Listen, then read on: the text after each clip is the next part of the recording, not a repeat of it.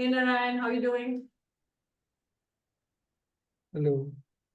Can you hear me? Yeah. Okay, very good. Class is yours. Okay. Okay. Let me know if anyone has any issue. So you have to give me permission to present my screen.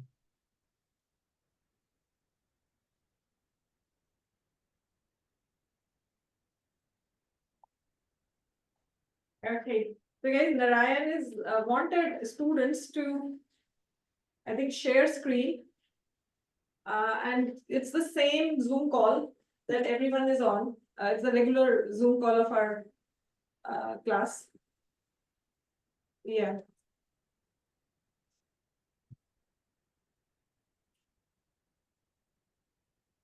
Okay, great. So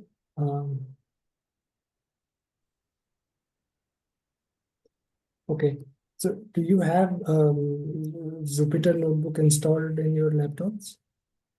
Yeah.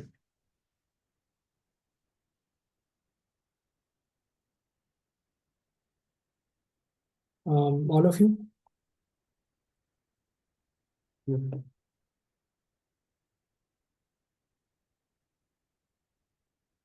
Okay, maybe you can install it right now. I can tell you if you have not installed it yet. So you can go, if you are using Windows, you can go to your command prompt and or maybe you can present your screen, I can tell you if you have not installed. But if you have installed it, then it's fine. So all of you have installed it? I have. Yeah.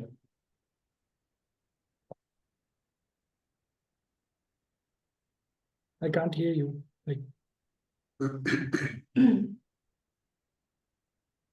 I think we're working on it. you have installed it on your computer? I'm trying to. Okay, so Oh, okay. yeah, you can go to your command prompt and write this pip install Jupyter. No, pip install Jupyter. Yeah, question. I think Do you know how it's- like a Conda environment? I forget what the actual thing is, because I've got all the work, I've got all the class stuff downloaded into VS Code, but I forget how to like create an environment. So do you Yeah. have like the So you can use navigator? I think so. I think it's just, it's weird on that. Previously I've always done it in my like Mac terminal, Hmm. so. I use the navigator and then you can just go to like the environments tab and it says create.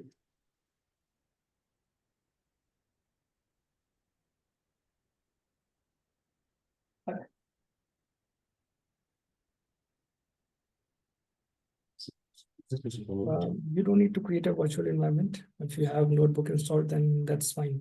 That will work.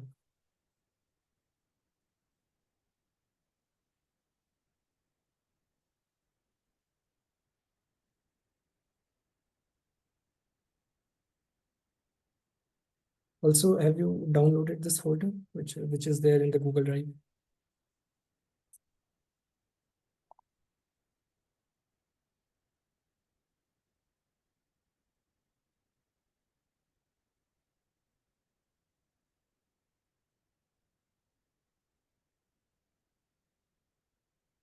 So in Anaconda, you go to environments and you just press like the create at the bottom or?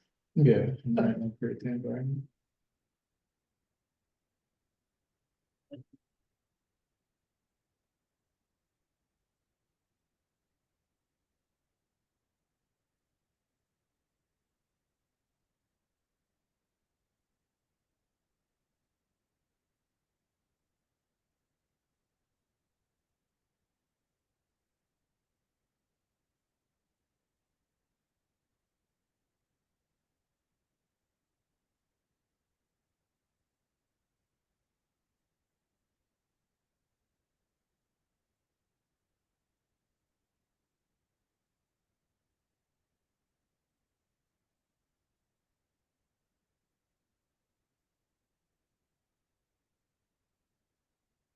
So from here, you can download this whole folder.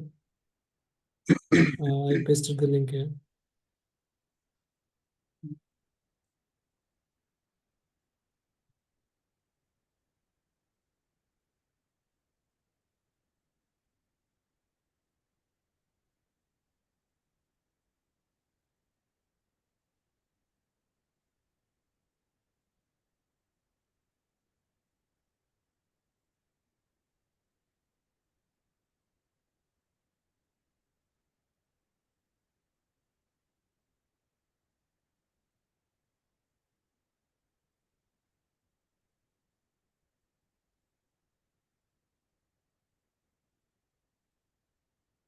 Inside the navigator, how do I add these packages into the environment?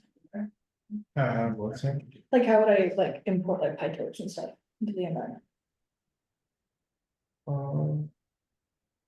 Honestly, I have not used Encom forever, so.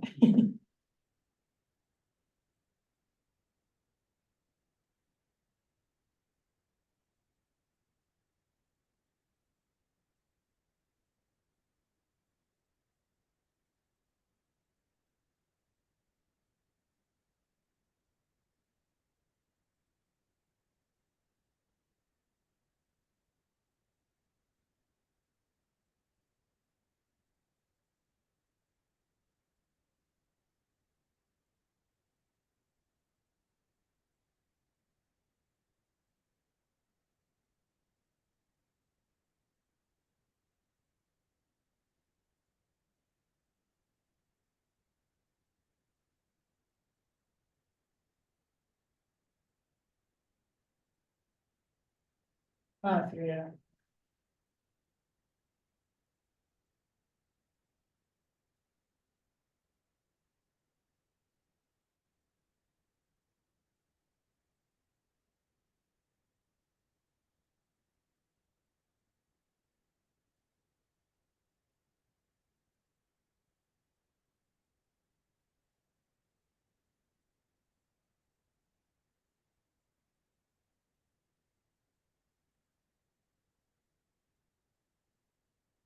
So once you're done with installing, one of you can maybe share your screen.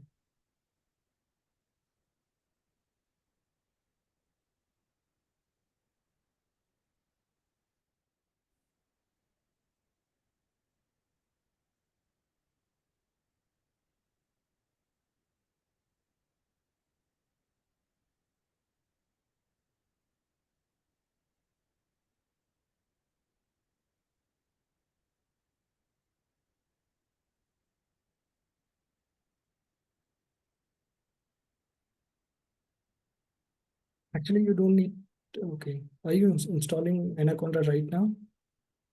Sorry, do you want me to share my screen?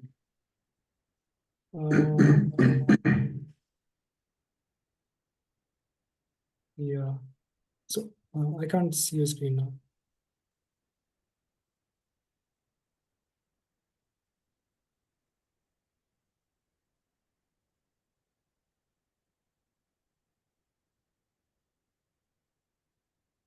Are you sharing your screen?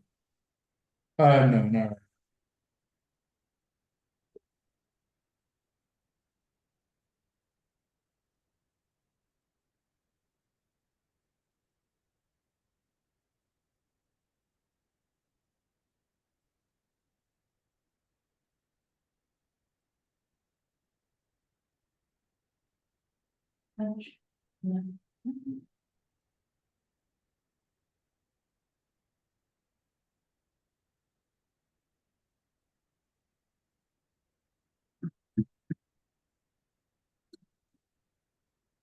Is that the part for the installation process? Like this one? Yeah, as we made after downloading the Anaconda, is that the next? What's the next thing? So okay, if you scroll down, there'll be a Jupyter notebook. Okay, then I need it.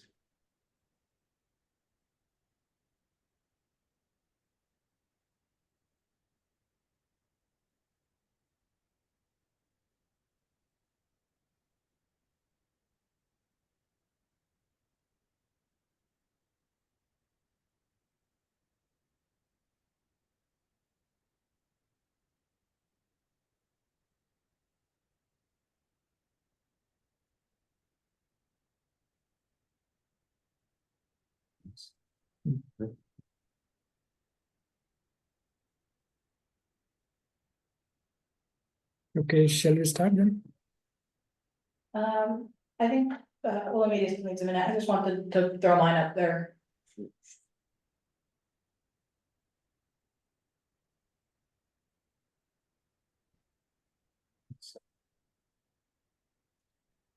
We should, in the base Anaconda environment, it already had NumPy installed, but you'll need to add pandas, PyTorch, and Matplotlib.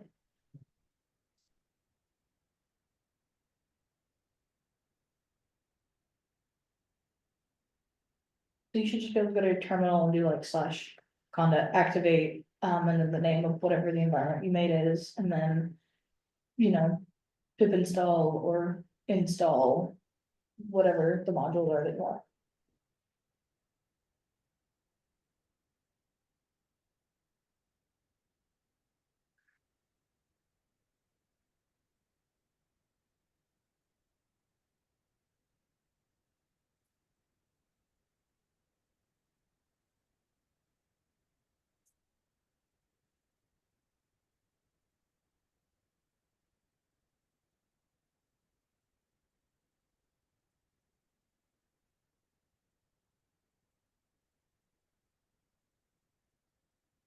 So basically, Anaconda projects like, okay. Well, You can go to end of it, the training part. We'll start from there.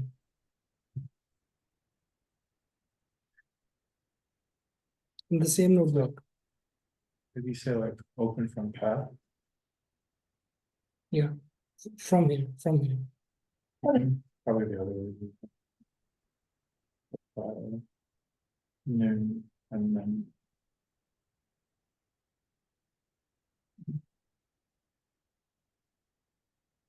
Okay, so have you downloaded it just from the, okay, so you can remove it. This part, or maybe you can create a new notebook and we can start from scratch. So you have to right click here, a new file. On the Oh, you left, want me to do that?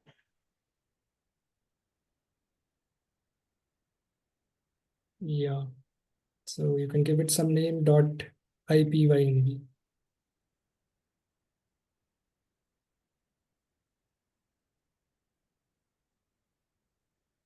Good. So please again import all the packages here. Import torch, import pandas, import numpy.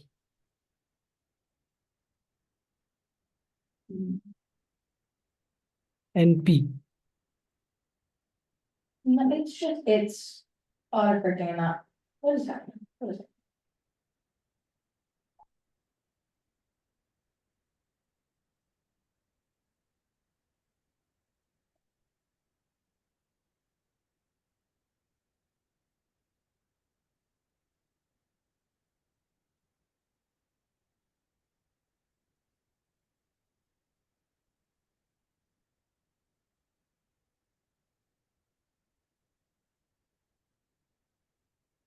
Yeah, you can run this tab. So all of us, so are you able to install this Jupyter notebook, all of you?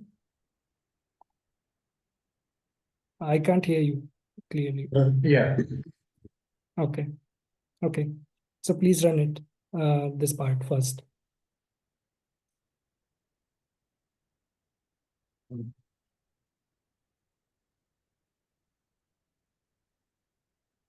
is there any way to zoom this guy?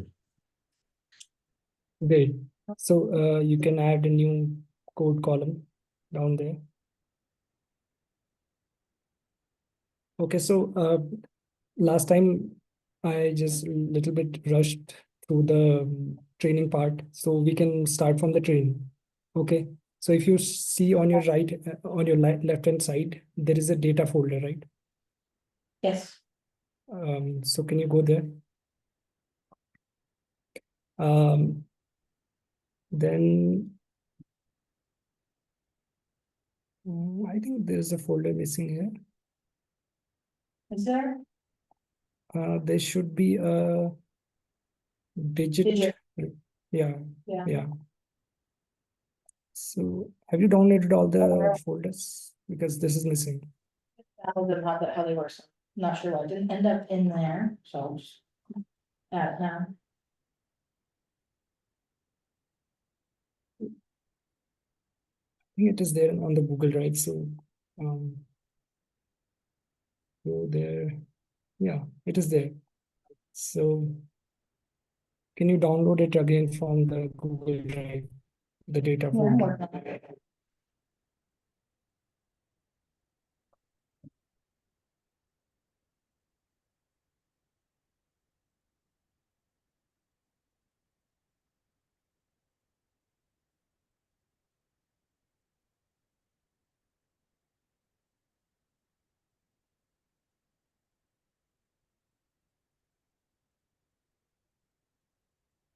Great. So can you open it, that data.csv? Yeah. So this is a CSV file, but usually if there are images, there will be images in the folder. So in the CNN example, I will show you that also. There will be images in the folder as a data set. So right now, what is our aim? Our aim is that we have images and we want to train a neural network so that it can identify these images. Okay, each row is an image. So first step, as I told you in the last lecture, is to load this data. I have this CSV file, I have to load it in the computer in this code. So for that, here I'm using pandas. So you have to write data equal to, yeah, here, data equal to PD dot read underscore CSV, read underscore CSV. Yeah, because this is a CSV file, and now you have to give the file path. So is it working?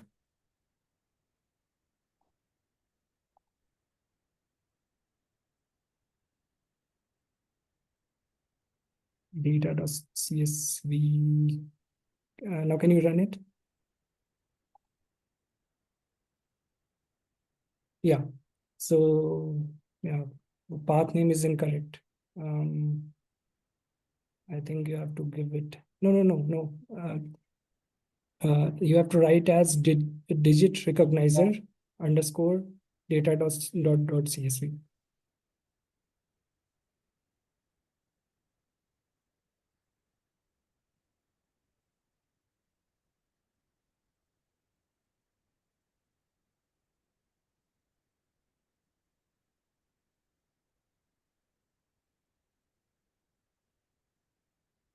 Yeah.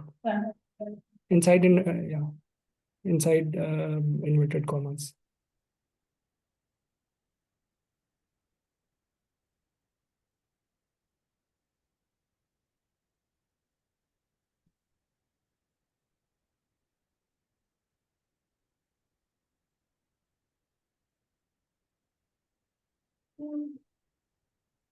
Okay, so there is a problem here.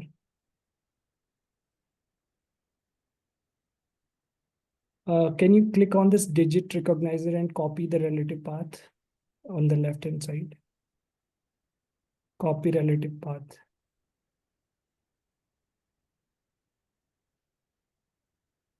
And paste it there.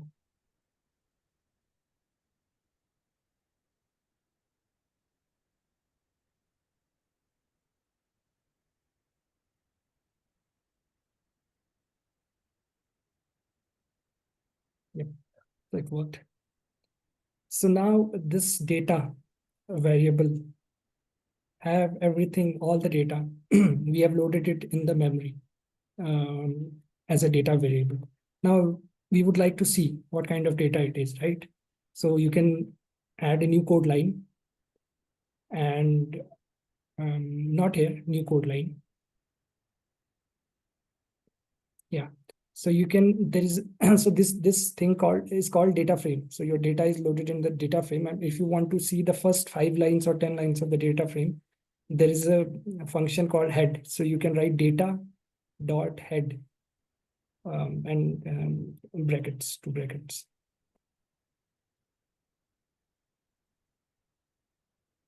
No, I mean data dot head, something like this.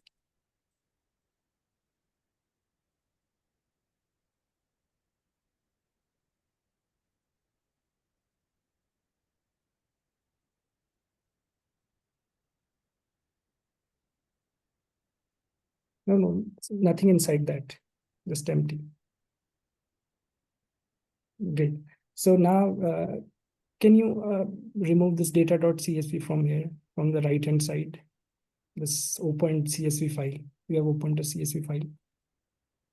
Yeah, this one. Yeah. You can close it. Great. So now, as I was telling you last time, this first row is nothing but these are the columns, row number. So ignore it. First heading is label. So this first row contains contains an image which is 1. Second row contains an image which is 0. Similarly, third row contains an image which is 1. Fourth row contains an image which is 4. So these are the labels. Now, after that, each of this column is a pixel. So for each image, there are some pixel. I don't know how many pixels, so I have to check it.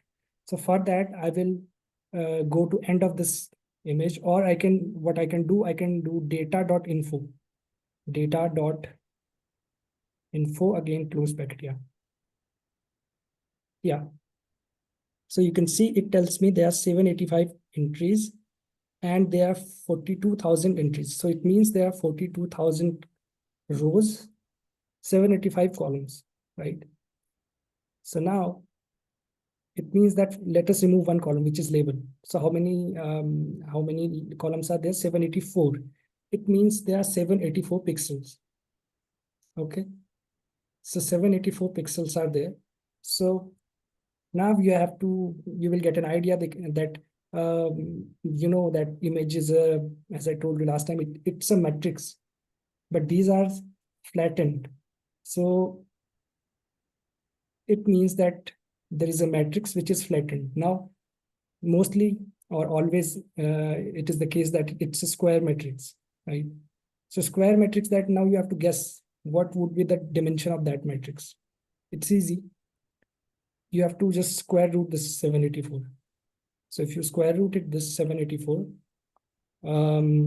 what are you going to get? I think 28.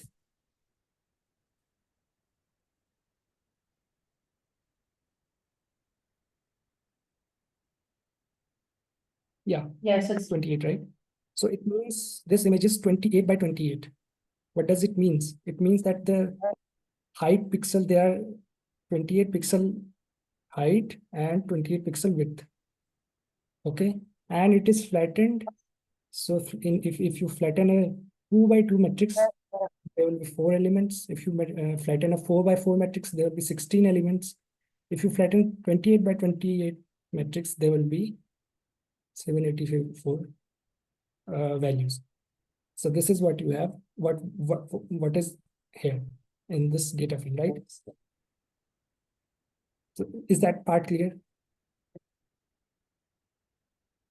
yes. Yeah. I have a Great. question. Yeah. I don't, my notes is just throwing errors, like following through. It's just throwing out errors. I don't know what's going on. What kind of errors? Just Okay, well, this is read, first one is see. no mods and interrupts. That means in whatever environment you're working in, you haven't actually called Torch to be added into it. So what environment are you using? How do I check? It should be at the top.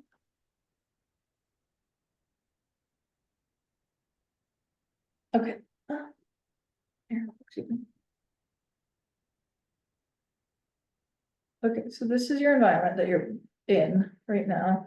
It's the kernel. So what you need to go do is you need to go into the Anaconda environment, like manager, and then you make a new environment for this, and you have to actually import all the modules that you use, so like NumPy, Pandas. Do you remember that thing that James taught us? It was, like, activate environment, pip install or import this, so you have to do all of that in your new environment, and then use that when you're using that code. So it'll look eventually like something like this, so. When I'm running it here, I've made my environment class this, and then I specify which version of Python I'm using in it, and in that's when I install all the different modules, so. If you have installed them, then you can work with global environment also. Don't create any new environment. If they are already installed, just work with the global environment. That's also fine. But if you have created a new environment, then you have to install Torch, NumPy again, or Matplotlib, etc.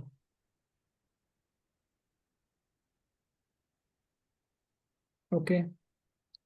So I think right now you can just look at it, and then later you can try to replicate it. And if you find it difficult, then you can let me know. I can help you there. Okay. So now we know a little bit about our data. Now what next? Now I want these entries as a tensor, as I told you. So can you go to the notebook again, lecture N1? Let us see what's the next step there.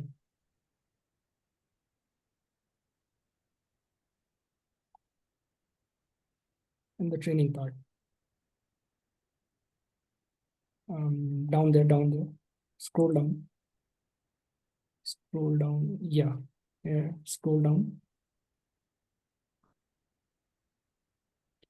Yeah. So before that, you have to do this. Yeah, data equal to df dot values. So you can copy it, this part.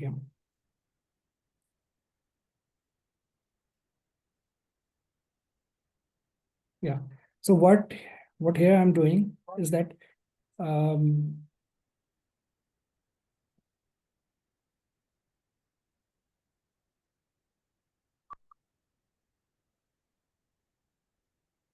yeah. So what I'm doing here is that in this data, actually the name was df for the data frame up there. So it's the same name. So let us go with that convention. So up there you can change it as a df. No, wait. You can load up there pd.read csv. So change this name data. Change this name of the data as df. The variable name in the beginning. Yeah. Just df. Df stands for data frame. Yeah, and run it.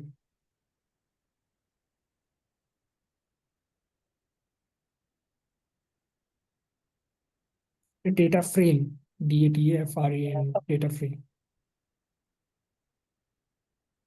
So again, no, wait. First you have to run that cell.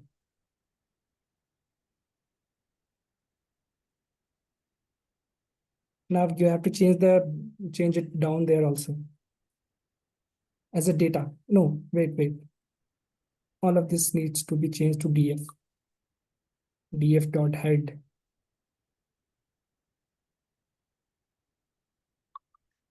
Yeah, df.info. Yeah, now it is fine. Now what we are going to do now, you can run this cell. Great. Now you can run this cell. Data equal to df.values. I ran all of it. Yeah.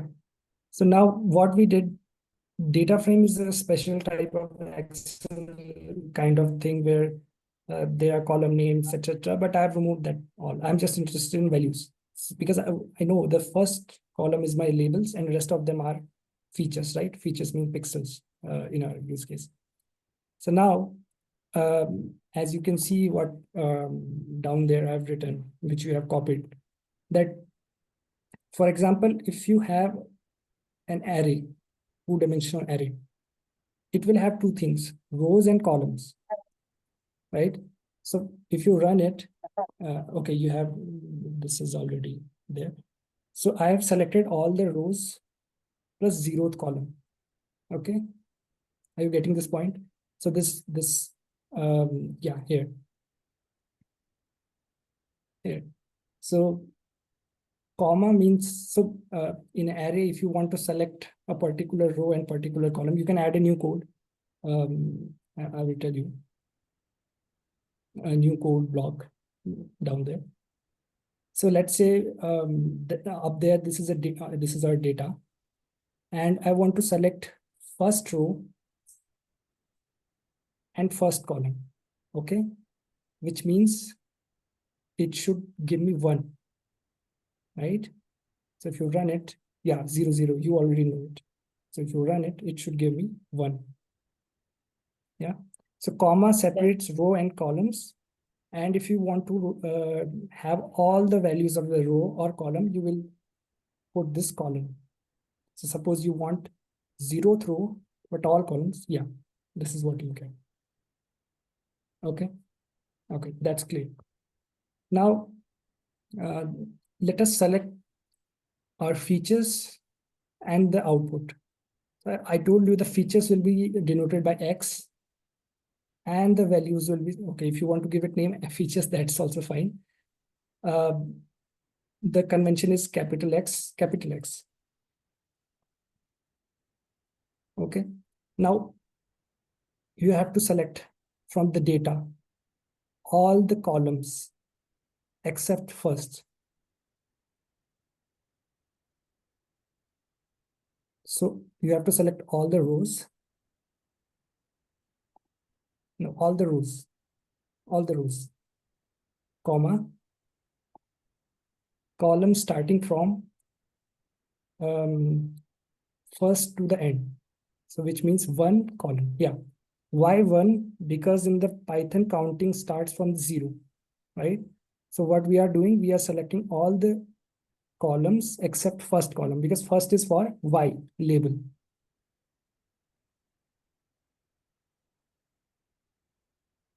Yeah, using all the features. Here, can you use the small letter Y as a variable name instead of capital? I think you are choosing capital. Okay. I can't. Is it a capital letter or small letter? You have to choose. That one's large. Yeah, It's why capital. you have small letters? Yeah, now it's fine. Now here, I want labels. Labels means I want only and only first column. Okay. Yeah, I mean, you can write it as features, labels also as a variable name, but the convention is that you denote the features with capital X and you denote the labels as capital Y, or the output as small y, sorry. So you have to choose first column only.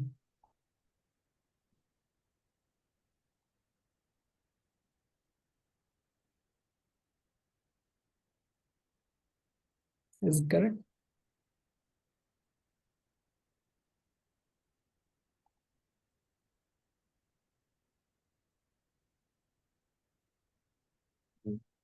How would I write that? Then I want. It's the first column. Well, first column. Yeah. Okay. All the rows,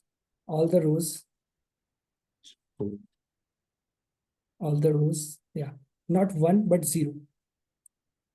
The Yeah. And yeah, you can run it. We'll see its shape. You will know. So you can add a new code again. You can print x dot shape comma y dot shape.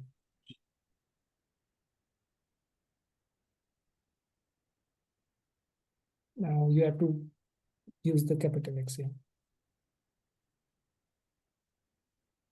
Great. So there were 42,000 rows, 784 values, and 42,000 rows are there. So it means 42,000 labels will be there. Okay. Great. Now, we have selected we have identified from our data, we have identified what are the features, what are the labels. Now, next step is in my notebook, I have taken one value from there and I have visualized it if you go there. But that was just to show you that it will look like it. Why?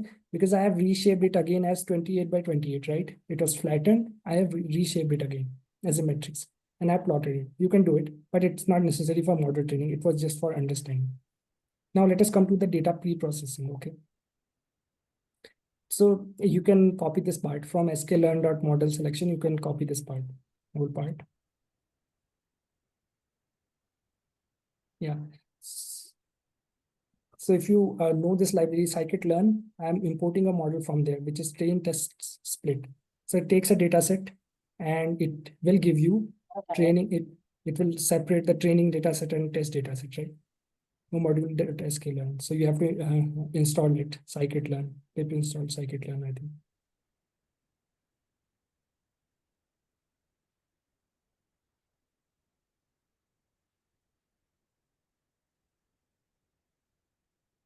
You have to install this package, scikit-learn. Should I Yeah, paste? I'm on it. Okay.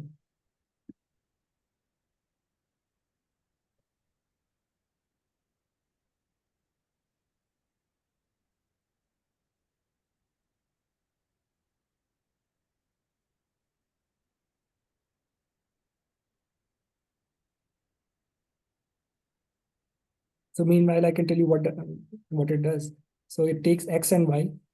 X is my features, Y is my labels, and it divides it into two parts. One is the training part, training data set, and another one is the test data set.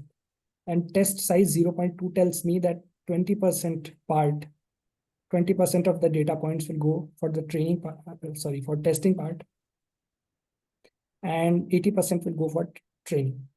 So if there are 40,000 rows, 80% of the 40,000 rows will go for training and rest will be used as test.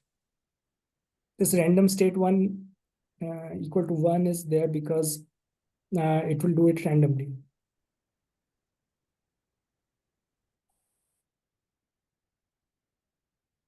Have you installed it?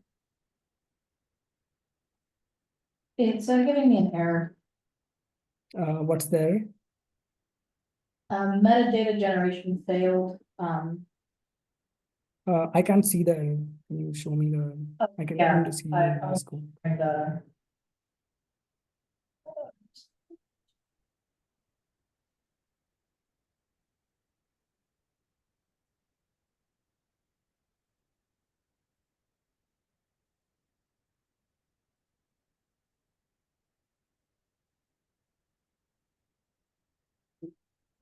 No, it's not sklearn. Let me. oh, what is it? It's scikit-learn. So let me.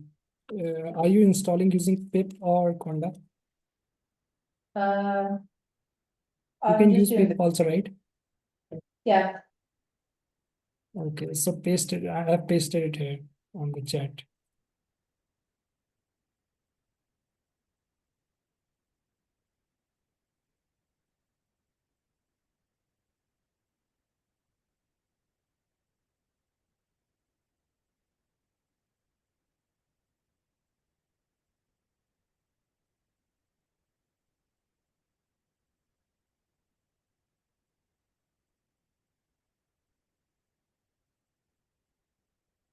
Okay, it's done. Let's see.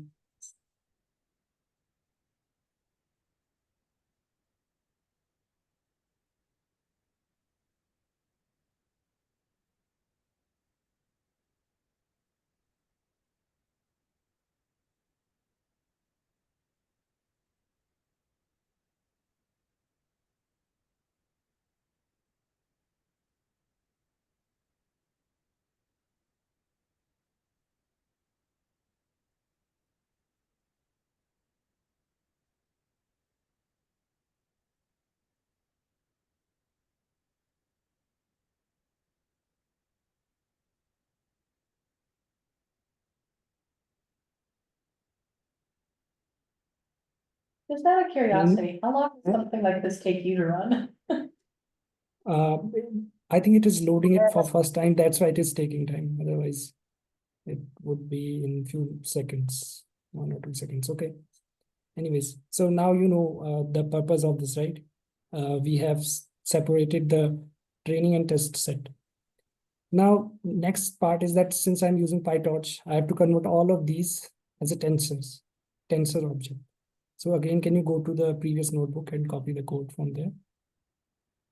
Yeah, no, not this one. This one I was just to show that the maximum pixel value is 240-55 and minimum is 0. That's just, yeah. Yeah, you can run it. Okay, great. Now, here I have made some changes. Okay. They are visible here also. So fine. You can copy them. I thought I have not included them here. Yeah, hold on. Now what we are doing here. Last time when I was using this code, I was I was creating the batches. I told you, right? We can't give all the data as one go. We will create batches. So I was showing with the manual code, but I think that's too much. So we can use a PyTorch inbuilt function called data loader. So what it does, you have to specify the batch size here, which is 32.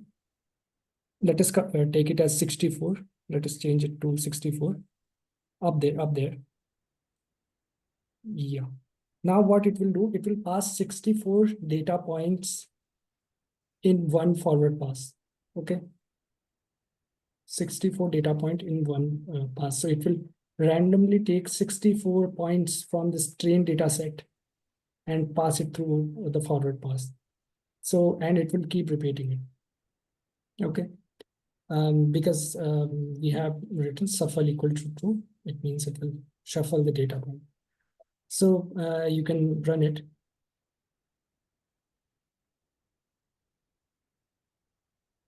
Oh, okay.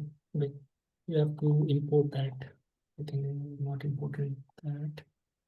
So you can add this line here, which I'm pasting here in the chat.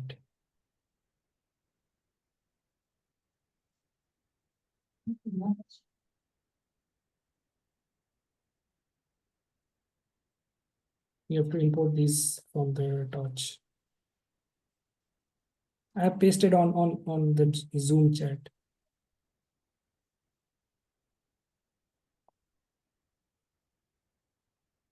Yeah, great.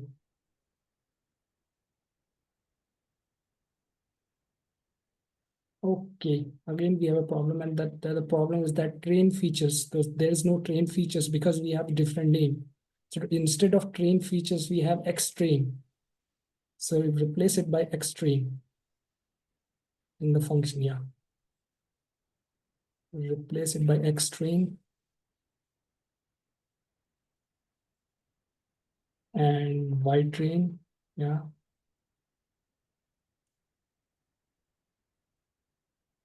Okay, and same down there. X test, Y test.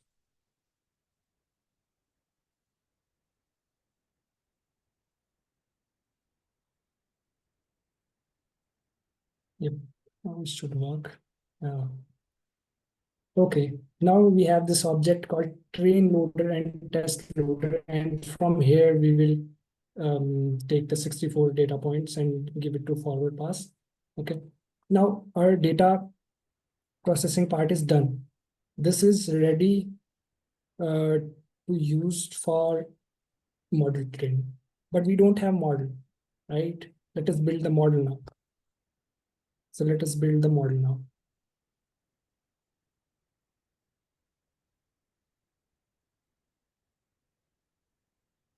Yes. So no, not this one. Not this one. You have to go down on the train. Scroll down. Oh, it was that. Sorry, it was that. I missed. Up there, up there. Scroll up, scroll up. No, no, not this one. Scroll up. Yeah. Scroll up, scroll up. Up, not down. Alright. Yeah, this one, yeah.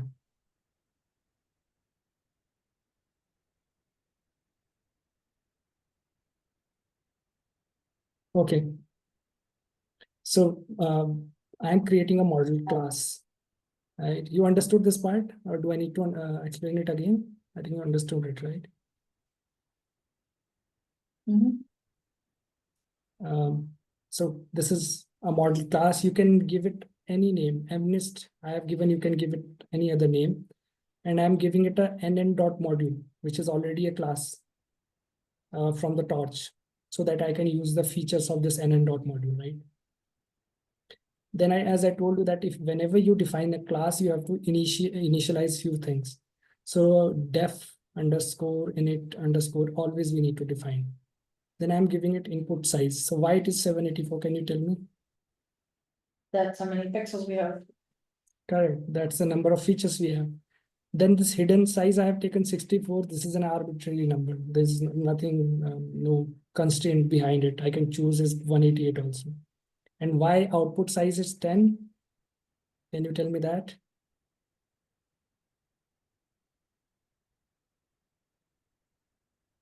Can you tell me why output size is 10? Can I That's take because it as, yeah. there are, that can be classified as. Yes, so because there are 10 classes of outputs, the digits from 0 to 9, right? Okay.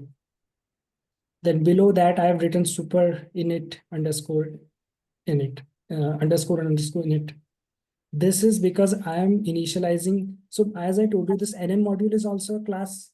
If NN dot module is a class, it will also have its own def underscore init underscore, right? I'm initializing that also from here.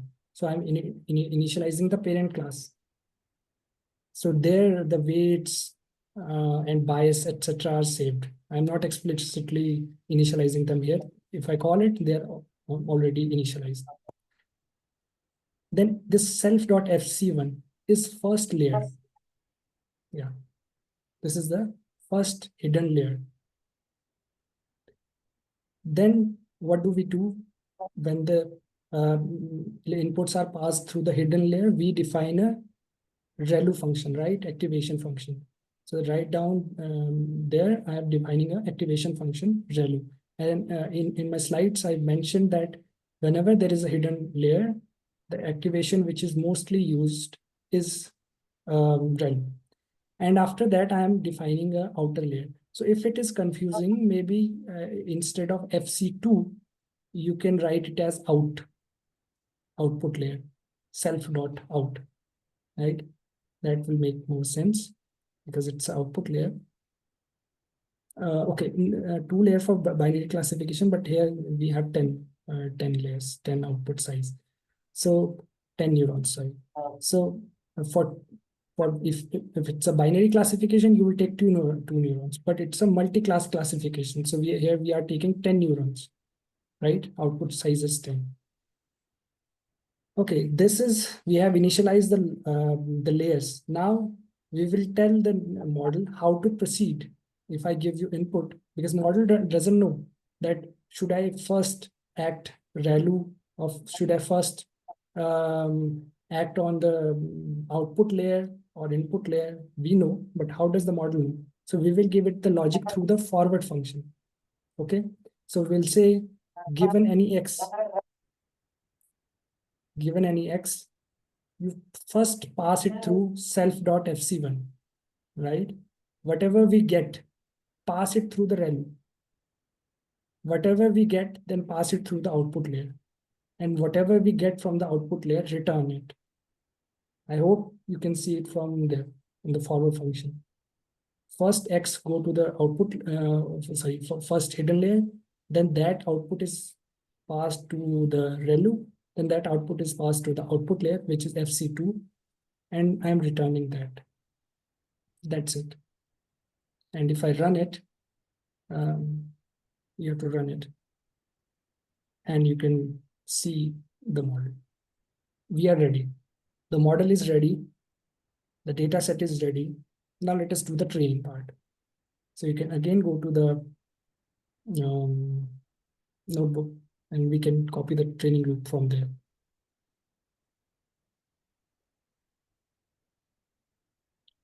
So this model you can copy.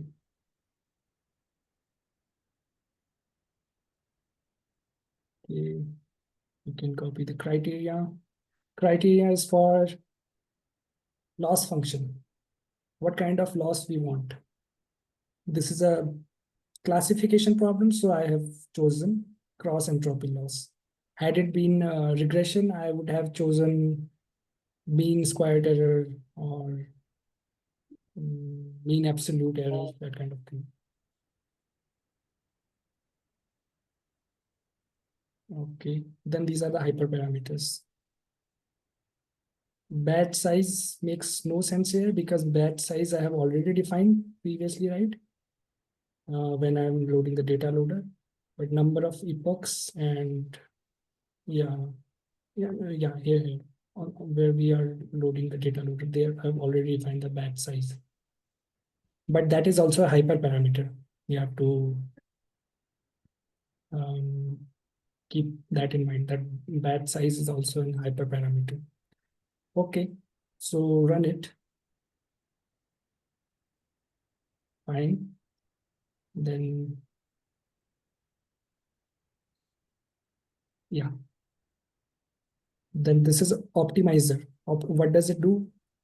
I told you that we need some logic to update the weights, and it is like gradient descent. So Adam is more advanced version of gradient descent. Okay, you can see I've imported Adam. It is adaptive moment or something like that, but it's more advanced version of. Okay. Now you can copy this loop, but I have made few changes here in this. So I'll tell you right now, but you can copy it. Yeah. So here what I was telling you that last time I defined these batches manually, right? But it was a little bit confusing. So now you can see that data loader will simplify all the things. So you can remove this get batch thing completely. Yeah. And number batches also up there. Yeah. Manual batching also. Yeah. So what you have to do instead of that, you have to write for loop. In the for loop, you have to write for no, down there in the training loop itself. This for loop you have to change. Yeah. You need to change. You need to change it. You need to write it like this. I'm pasting it again on the here.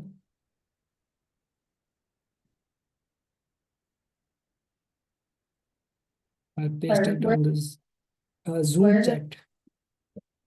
Oh, it's in there, sorry. I've got the thing pulled away. So I pasted on Zoom's chat. You have to write it in front of the for.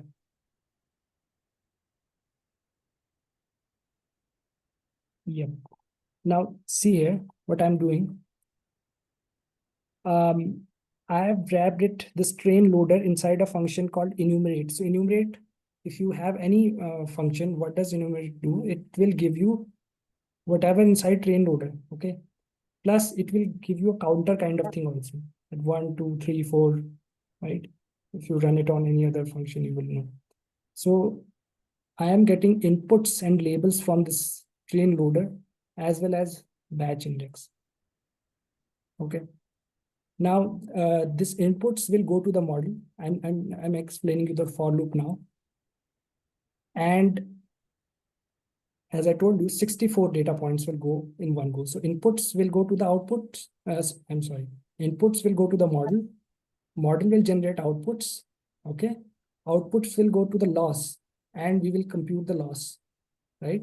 how do we compute the loss? We are giving this criterion function output coming from this model as well as labels. So labels are actual things, right? Which we know already from the data set.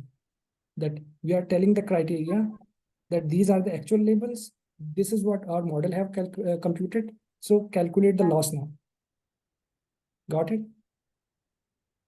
I think this part is clear. Then, and this is called forward pass. Okay. This criteria is cross entropy loss, right? Up there we have defined it. Now there is a backward pass. I know the loss function now. So I will, first step will be optimizer.zeroGrad. What is it? I am making all the gradients of the weights 0, right? I will do it in each loop. Weights and biases 0, okay? Now the next part is loss.backward.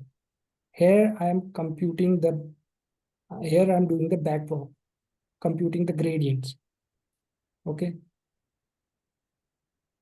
Now I have the gradients. Now here in this step, I'm updating the weights, right? This is the gradient descent, right? Which we saw in the slide. You first compute the gradients, then you update the weights according to that. And we will repeat this process again and again and again. Yeah. That down there, you can, now that's fine. Then now in each loop, I am just computing the loss. What is the running loss for each epoch, right? And then I'm computing then I'm computing,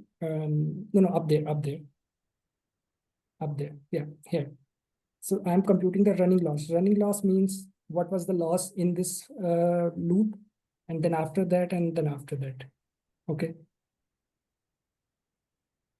And I'm adding it so that it will give me total loss for,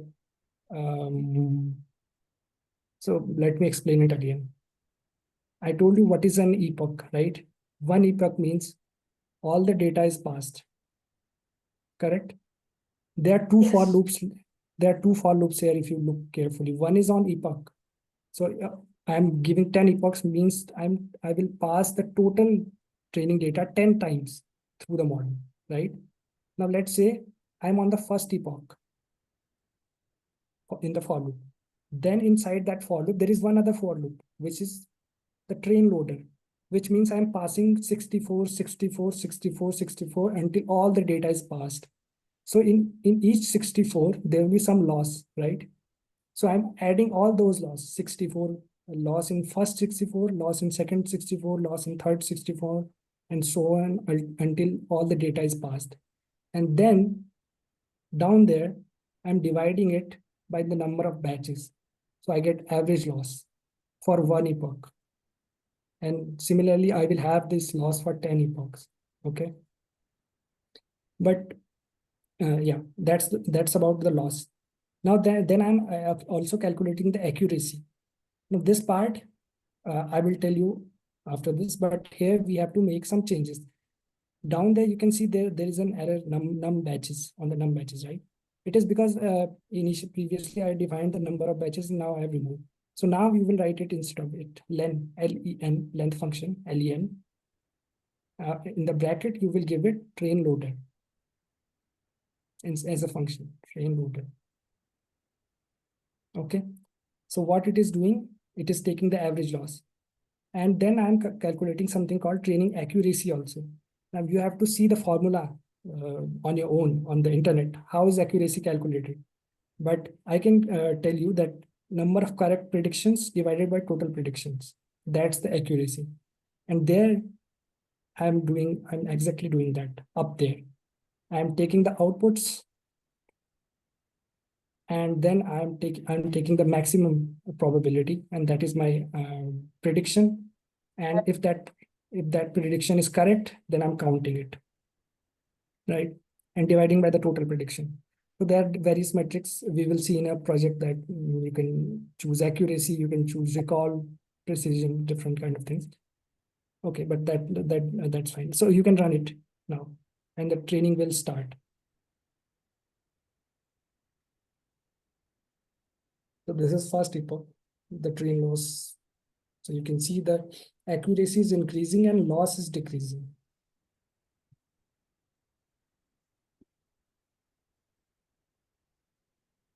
So you have successfully trained a neural network, okay, which can classify the digits from this data set using only 10 epochs. That's it. Now this model is trained. Now you will like to see the results also, right? That no results are there, but you would like to use this model, how to use this model. And I told you using a model is called inference.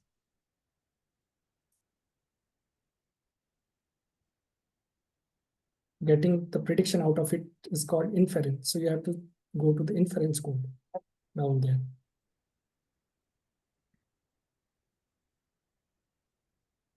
Yeah, you can use this test sample up there. Copy.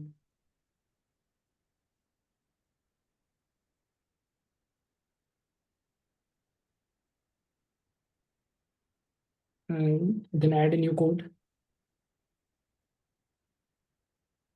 Copy that rest of the part.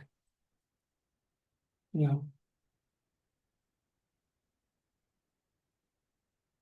Now, yeah. Now wait. Now wait here. No, don't run that. That was okay. Yeah, okay, fine.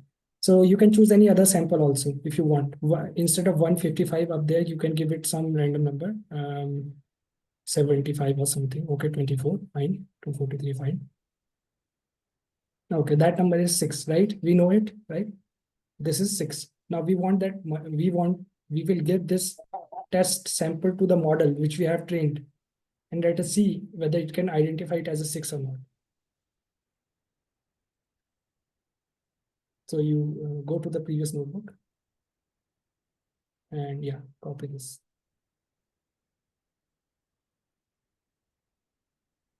Yeah, wait, don't run it, okay.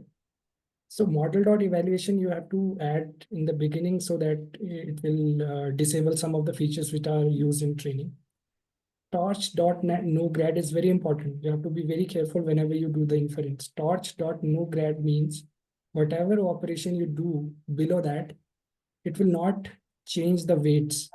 Okay, it will not take any gradient of the weights, and we don't want that right now, because that gradient thing is that gradient computation is only for the training, not for the inference.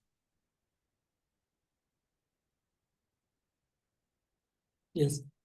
So now here, what you are doing here, this model, there is a model which is already trained, and you had test sample up there. So you are giving a test sample, right? Up there you already defined a test sample. Yeah, this one sample from the test data set. And then, okay, let us run it. Let us see whether it can predict it correctly or not. Okay, it will predict, obviously, because that model is trained. Now, there are two lines which are very important down there. You give it to the model will give you an output, but that output, I told you, it is not probabilities. These are logits. Model will give you logits. Okay, model will give you logits. Logits. Now these logits are going to be converted to probabilities. So for that you apply a softmax function. Okay, so the logits will be converted to probabilities. Now after that I'm doing argmax. Now what is it? You will not get a single probability. You had 10 neurons and you will get probability for each of the neuron, right? For first neuron, it will be something. For second neuron, it will be something. Now you want to select that neuron which has maximum probability. Okay.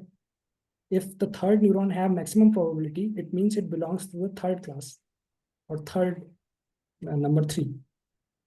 That's why I'm using the .argmax function. You can, if you want to play with it, you can print each of these and see how it is working.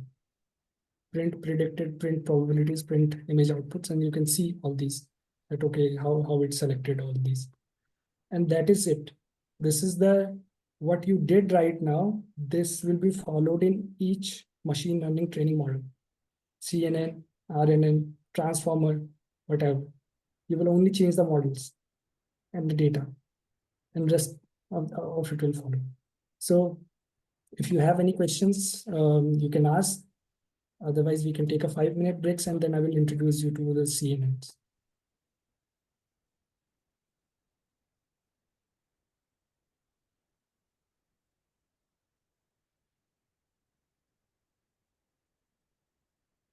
Can you maybe this environment thing on like online? Yeah.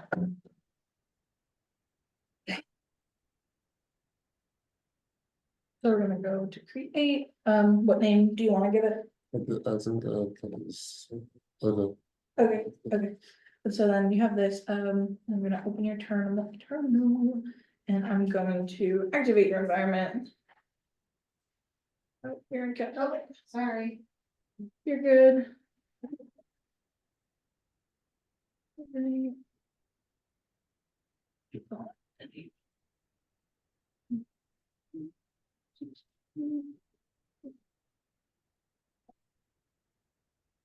Can't activate.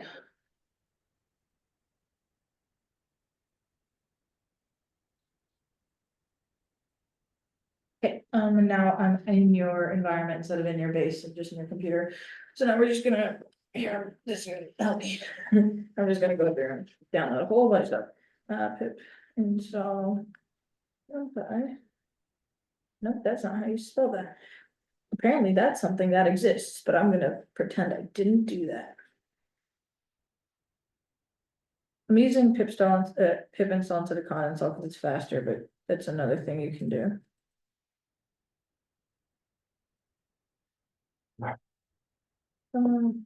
Pip install.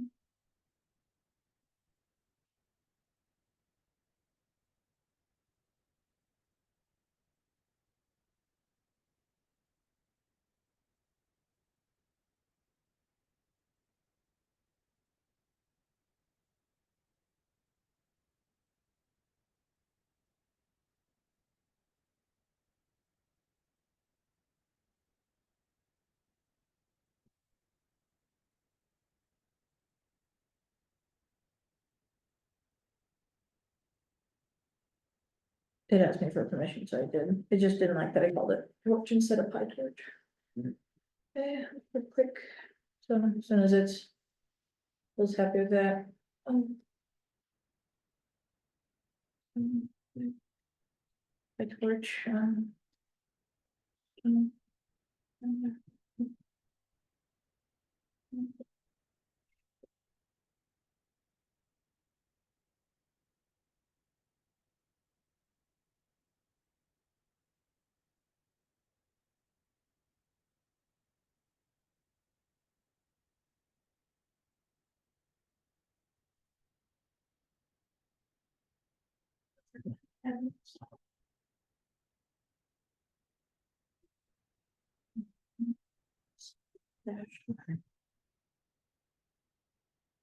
And this should be everything that you need to do for now, but say we're doing this more later and then you have to update your environment, just activate it again and then do whatever you need. So now that's all activated in there. Do you have VS Code open or what are you working on? Tweet or something. Okay,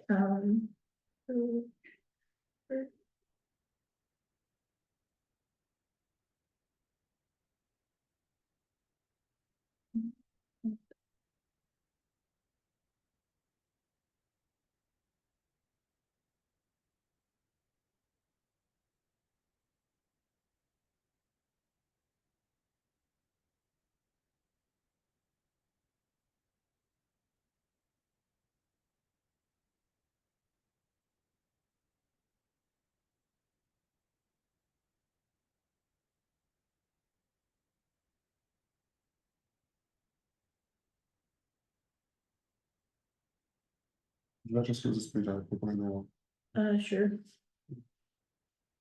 I've never just worked in Jupyter itself, so.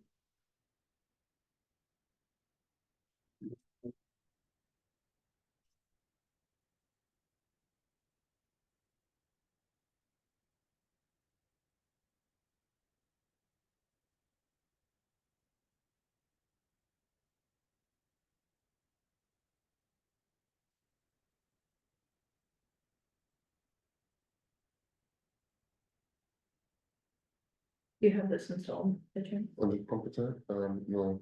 Okay. Yeah.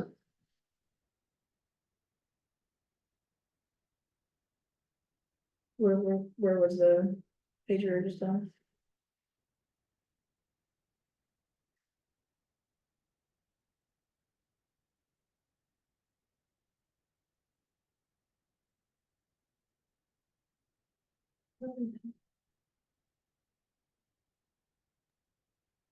Meanwhile, you can download this SEM images, I think. Because I have not included that on Google Drive. They were around 500 MB or something. So there's a link there. You can start downloading those. Um, Yeah. I no, got it. they are not here. You have to go to the notebook, CNN note. They are not on the Google Drive. I have not added them on the Google Drive. You have to manually download them. So you can go to the CNN notebook. Can you scroll down a little bit? Where this section? Yeah, here I have included the link. This Kaggle data source. If you want to read the main paper, I have included the link of the research paper also.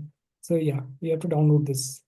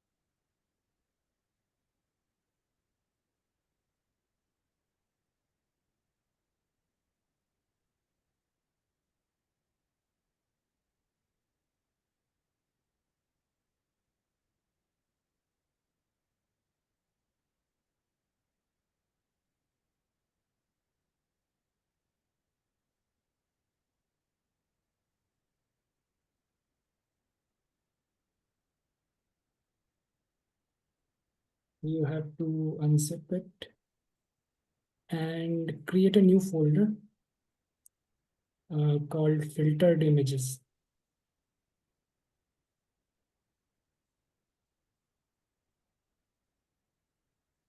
I just imported the file as images. Do you want me to rename it? Yeah.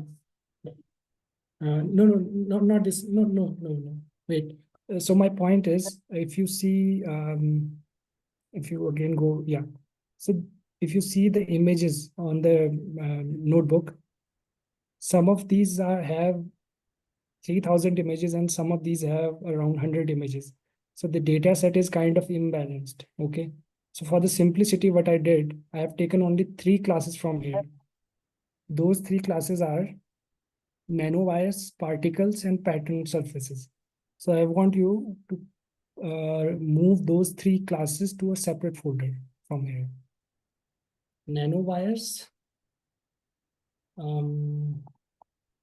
particles, nanowires, particles, and pattern surfaces. Yeah.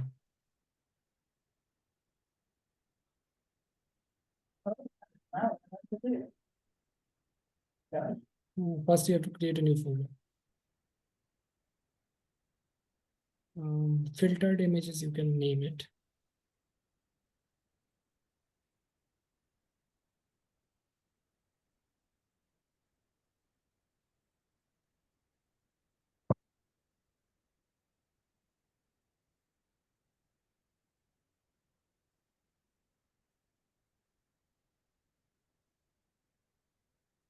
Can I delete this one?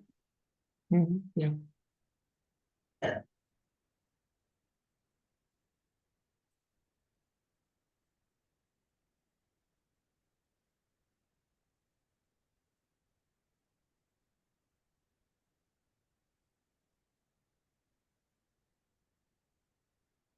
No, it's just this location we're talking about.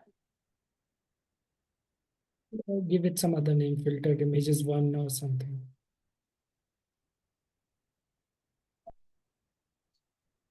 Yeah, there's nothing. So- Nothing, there's the particles, patterns, and which one? Nanowires.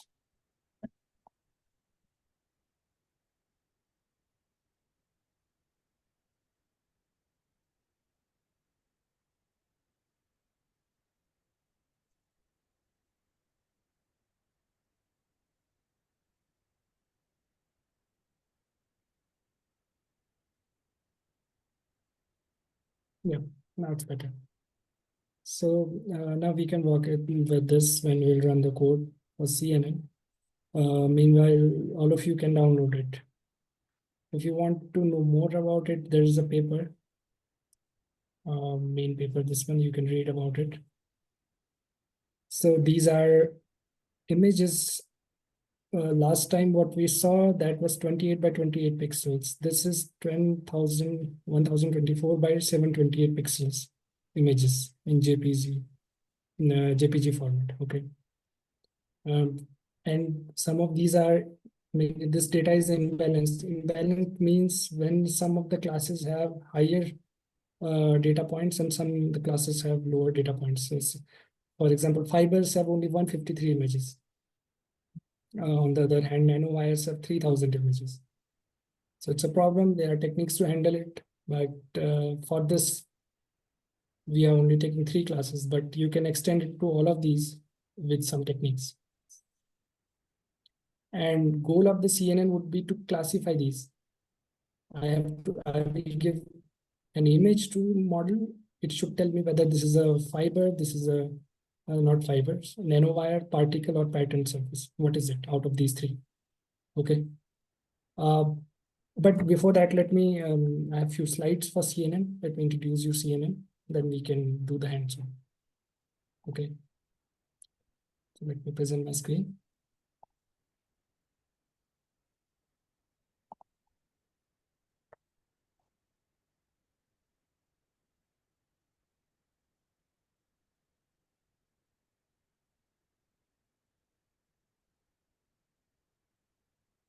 Can you see it? Yeah, Yeah. So some of this I have already discussed with you, that what is an image. So this is an image of Lincoln. But for computer, these are just arrangement of some pixels. Okay. And if the image is a grayscale image, then it will have only 2 numbers associated with it. Height and width pixel, as we saw in the case of these digits, because they were grayscale. So they have only 2 numbers. 28 by 28 means 28 pixel in height, 28 pixel in width. Then each pixel will have a number, and the number will move from black to white. Okay, 0 means black completely, 255 means white completely. And if you want to change the intensity, you have to give a number between 0 to 255. Now, for colored image, this will be a little bit different. It will have height and width, but it will have a channel also. So for colored images, that is RGB, red, green, blue. So when you create a tensor for colored image, it will not be just height into width. It will be channel into height into width. So there will be 3 channels, and each channel will correspond to one will correspond to red, one will correspond to green, one will correspond to blue. And combining these, they will make colorful images. So whatever color you see here on the slide itself, it is also represented in a similar way in computer. Something like this. So they will have 3 channels in same width and height component, which there was in grayscale also. Okay, so that was about image we already studied. Now, the field of computer vision, what is it? So computer vision means the field of AI which enables machine to interpret and understand visual data. Okay, now there are classes of problems which this field can solve, and it is not a very new field. So there were some techniques, older techniques, which were used in computer vision, and now it is mostly dominated with AI. So with this example, I will tell you what are the problems. First problem is object detection. Suppose there is an image and I want to detect the objects here, that this is a dog, this is a dog, this is a cat. This is called object detection. Suppose I have a image where there are objects and I want it to classify it in some categories, like what is it? Is it cat, dog, mouse, whatever categories I have according to the data set. It is called classification problem. Okay. And then there is a thing called segmentation. Segmentation means that you have different thing in the image and you want to categorize each pixel. For example, here, this pixel belongs to cat. This pixel belongs to the grass. This pixel belongs to the sky. This pixel can belong some river, some whatever there is in the background. That is called segmentation. And then there are types of segmentation, instant segmentation, etc. But these are the main things. Classification means what is an image.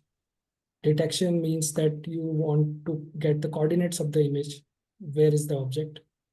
Segmentation means that you want to classify the pixel, which pixel belongs to which class. And there are other things also like generation, image generation is also in the computer vision, etc. Okay. And I don't need to tell this, you already know it. It is used everywhere: robotics, mobile computing, biology, material science, facial recognition, augmented reality, etc. Autonomous driving also. Okay. Now this is important.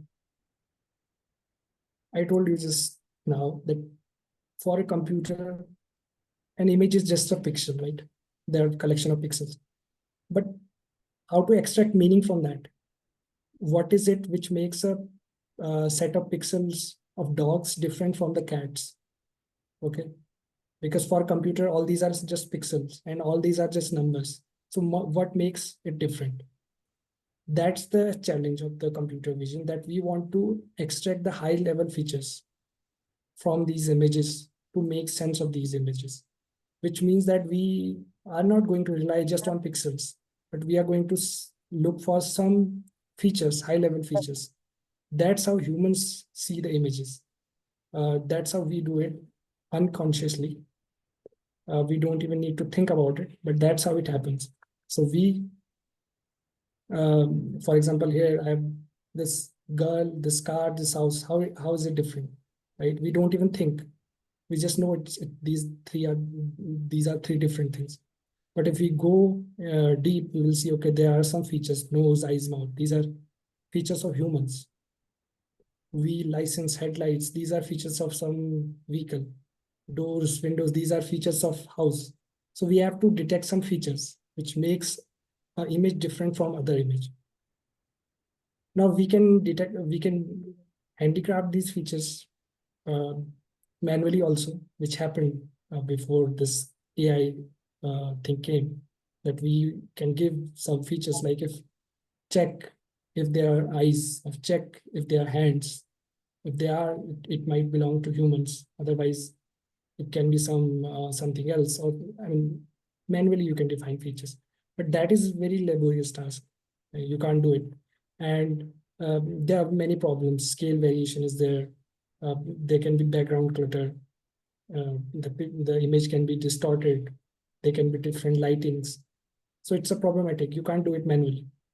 So what do? You do it automatically. And if we want something to be automatic, which means we want these features to be learned automatically, the best tool we have is a neural network, right?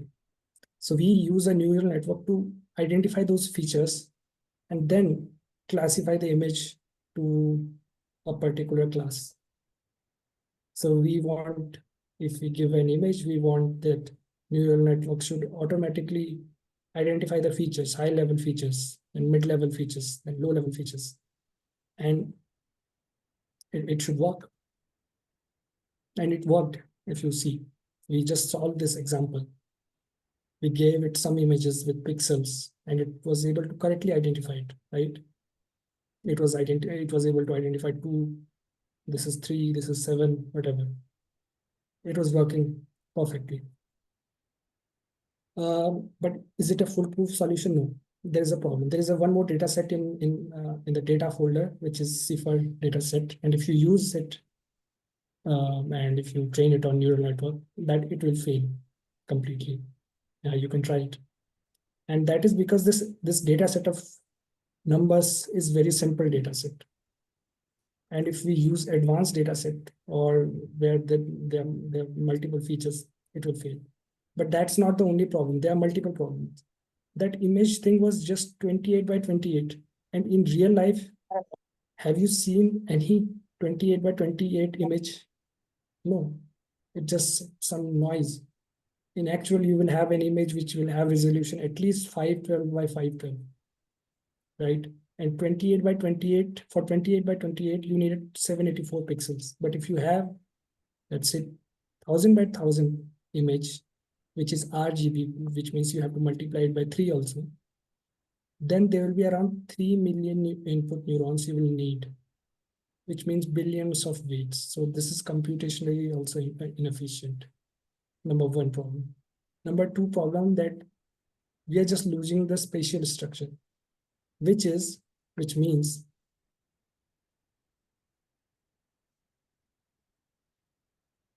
that if we see here, if we take a pixel from here, this pixel is also connected to the neighboring pixels, right? But in neural network, what we are doing, we are just flattening it. So there is no spatial structure. It took in the matrix, there was a spatial feature, but we flattened it so that thing is lost.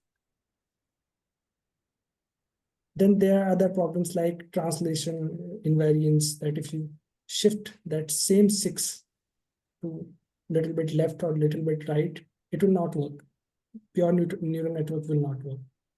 So these are the problems. So for that, there is a solution called convolutional filters.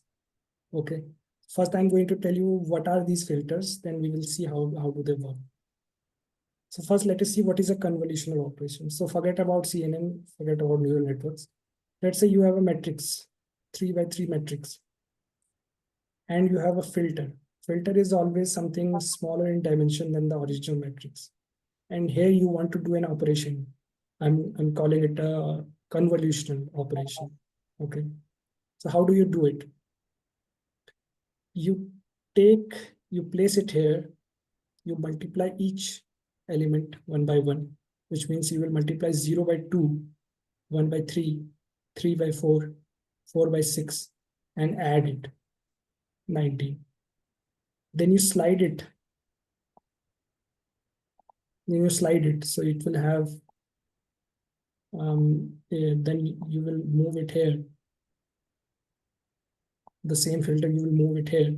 Then again, you will multiply 2 by 1, 3 by 2, 4 by 4, 6 by 5, and add it. It will give you 25. Then you slide it down here. Do the same thing. Then you slide it here. Do the same thing. This is called convolution. Okay. And I'm sliding, if you see, I'm sliding it one place. So this is called stride. So this is called stride. You're moving it one place. And what you get at the end is called feature map. Okay, so there are two things here. Your image is a matrix of pixels. There is a filter, which is a small matrix. And then you are doing an operation called convolution operation. And you get something called feature map. I think this is clear, right? This is just a mathematical operation. Now this is already used in many applications. This is a video of 3 blue, 1 brown. You can watch it. It's on slide. It will tell you that these are already used in many of these things. If you have an image and if you want to blur it, you will have a filter for that. If you have an image, if you want to sharpen it, you will have a filter for it. These are already available. But here, For example, this is the original image. If you want to sharpen it, you will multiply it by this filter. Not multiply, but you will do the convolution. If you want to do the edge detection, you will do it with this filter. And these people arrive at these filter theoretically. But that's it. Now we have a powerful tool called neural network, and we don't need to just learn these. Build these manually. We can learn these through the neural network. So convolutional neural network's whole idea is that this convolution operation is giving me the features, and those features I will give to the neural network. Okay. Before this, what we did, we had an image. We flattened it simply. We gave it to the neural network. And I just told you it worked, but it will not work for all the cases because the complexity is much higher. There is a computational problem. So what is the alternative? Alternative is that you take this image, you apply some filters here. These are called convolutions. Then you do something here. I will tell you what is it. And when you apply the convolution, you get the features. Okay. Before this, the features were pixels, just pure pixels. But now that is not the case. The convolution will give me some specific features, which are actually representation of the image. And using those, we are going to train the neural network. So essentially, we are doing the same thing. But here, there is one additional part that the features are not purely the pixels. Features are something which are coming from the convolution. Okay, that's it. So you have the neural network, but you are adding one more layer over it, which is the layer of convolution. And this thing is called convolutional neural network. And it is specifically used for images. Although you can use it for text also, but mostly it is used for images. Because from here, I'm learning some features, and those features I'm giving to the neural network. Before this, I was just giving pixels as a features. Okay. Now, in each layer here, you can have multiple convolution. There is no need to have only single one. You can have multiple feature, multiple convolution, 4, 5, 10, whatever. You're free to define it. That's the first part here.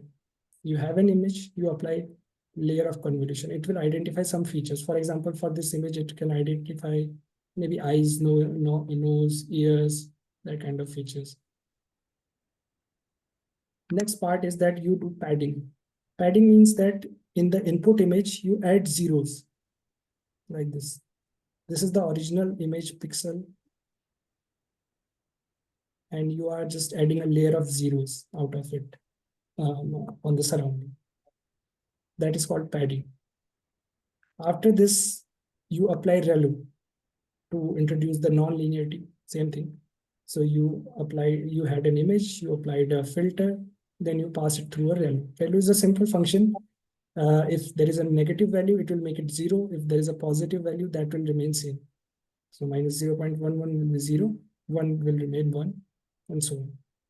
And then you do an operation called pooling. Okay. Now pooling is used for downsampling. It means that you are just reducing the dimension. So this is a matrix. And if you want to do pooling, what you can do, there are two things, max pooling and average pooling. Mostly max pooling is used. So you take a window similar to the convolution and you take the maximum value from here. So 4. Then you move it here, you take the maximum value 5. Then you again here 7 from here. That's it. That's the max pooling. And mostly it is 2x2 filter. Okay, for the max pooling. So you do this and you are ready to do any of the tasks, classification or whatever. So you have an image, you do the convolution, you apply the ReLU, you do the pooling. Then you again do the convolution, again apply ReLU, pooling. You can choose these as much as you want. Like in the neural network, we have hidden layers. You can choose 2 hidden layers, 3 hidden layers, 4 hidden layers. Similarly, you can think of it as a this whole part as a hidden layer. And then you can do it again and again and again. So that's the CN. That's it. So if you have any questions, please let me know. Or was it too fast?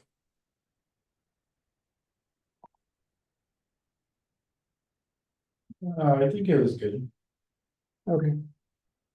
So, and I think most part you will learn from the notebook itself, because let me tell you why I'm saying this. There are again 4 steps. All of these steps are same, except this data loading, because the data is image now. Previously it was image, but right now the data is from the source, it is image. Plus the model part. Model will be different. So you can go through this build CNN with PyTorch part. So I have taken an example here. Suppose there is a 256 by 256 pixels layer. So here you will see there same thing is here, same, but I have added 3 things here, 3 layers of convolution. No, sorry, 2 layers, this and this, and there is a pooling layer. That's it. The rest, it is linear layer, it is linear layer. And if you see the logic is same. The input goes to the convolution, that output goes to ReLU, that output goes to the max pooling. Then it goes to the second layer. Then I will flatten it again. And then again, this is neural network. Give it ReLU, you apply sigmoid, that's it. So logic is same. So I think you can run this code. I can quickly go through it, this part. So have you downloaded that? Maybe we can go through it quickly.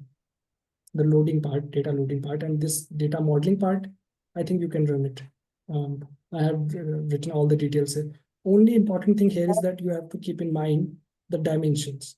Okay, what are the dimensions? What are the dimensions of input? Then what is each convolution they're doing? That's the only important part. The rest, it's not very difficult. So you can share your screen if you have downloaded the data.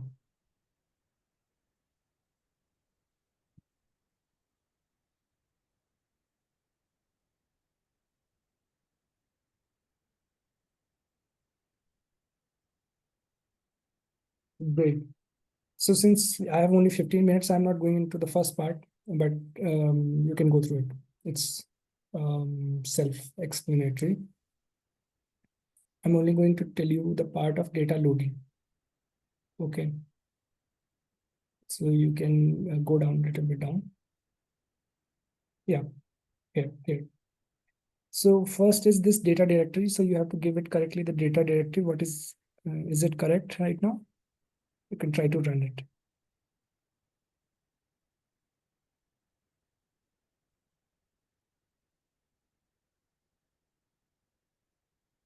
Filtered images, yeah.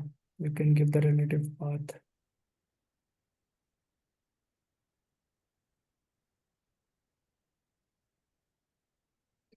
I think you will need to first run the first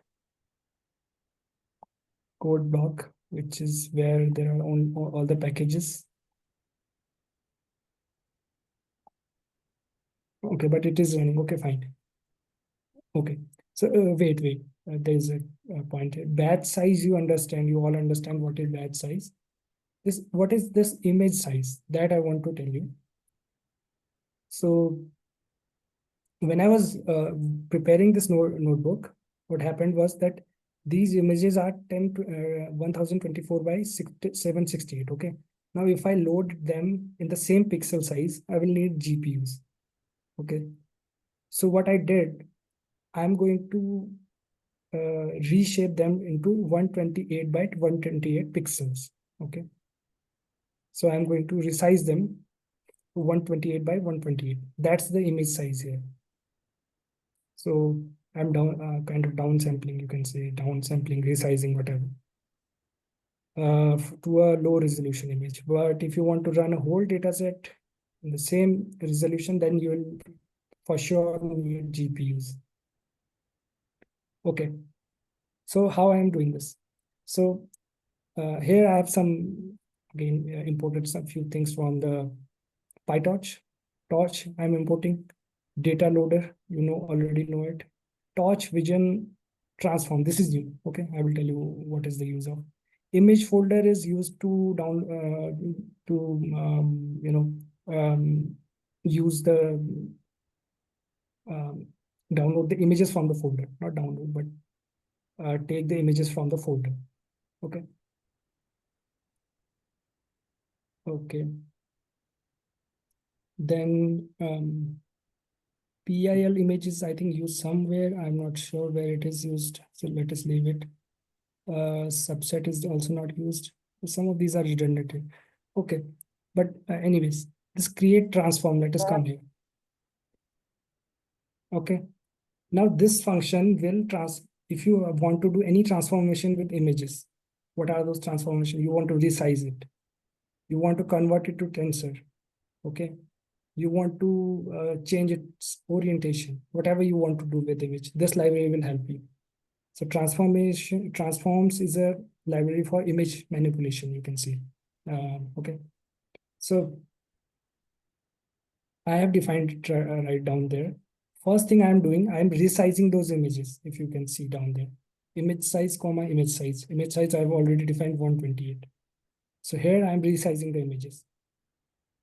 Second thing I'm doing is I'm converting it to grayscale. Okay. Now you might be thinking, why am I'm converting it to grayscale? It is already in the grayscale, but no. The thing is that if you, I did it without it, and there was a problem. It was giving me 3 channels, although all those 3 channels were grayscale.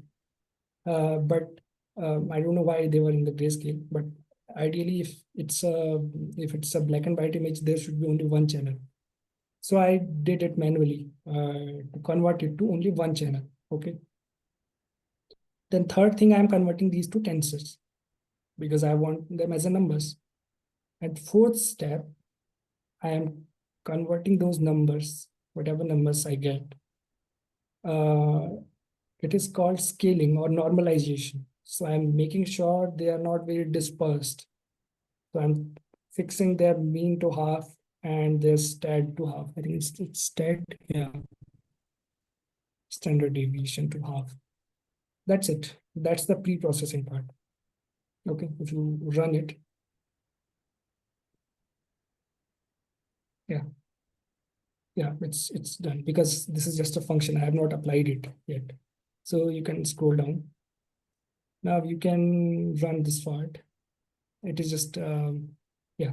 Now what this is doing, it is taking the images from that folder data directory and applying the transformation. Okay. And what are those transformation? Transformation which I have already defined up there. It is resizing, it is converting to grayscale, converting to tensor, and normalizing. Okay. Now let us check the class mapping. So can you run this?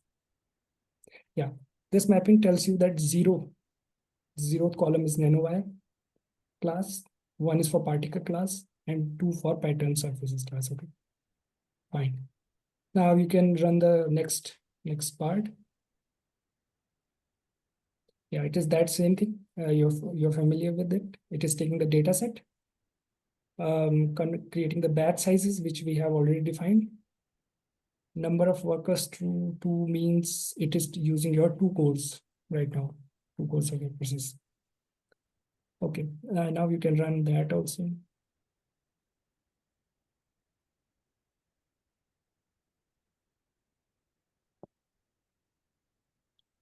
So what should you see here according to you?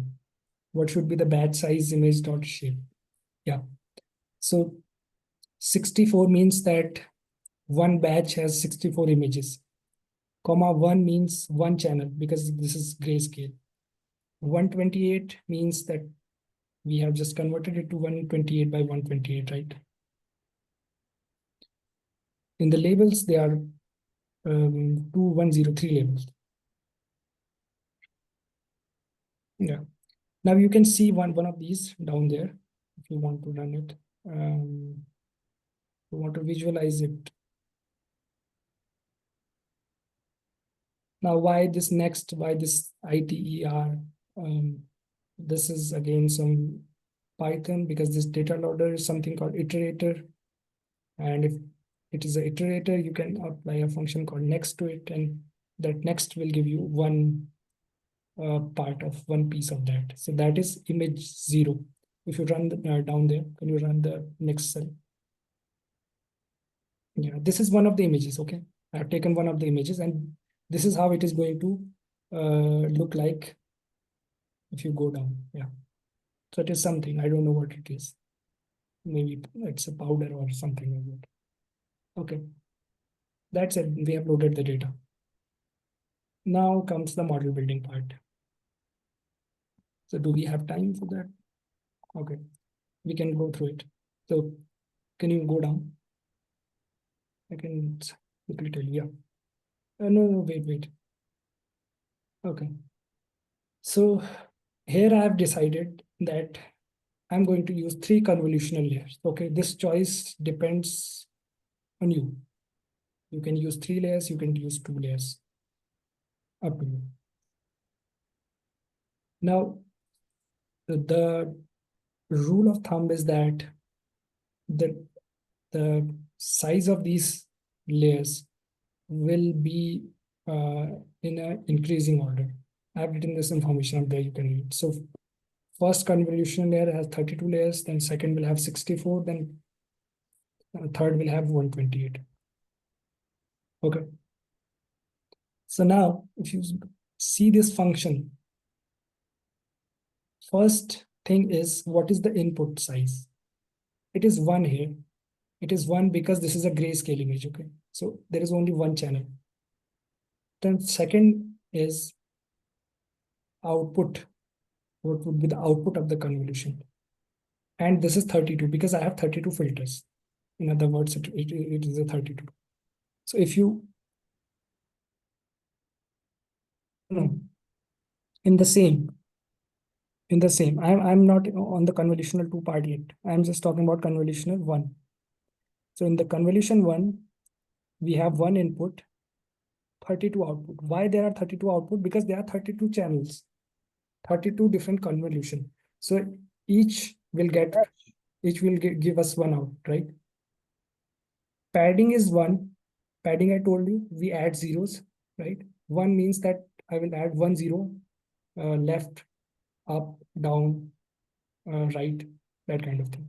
And kernel size is 3, means kernel will be 3 by 3.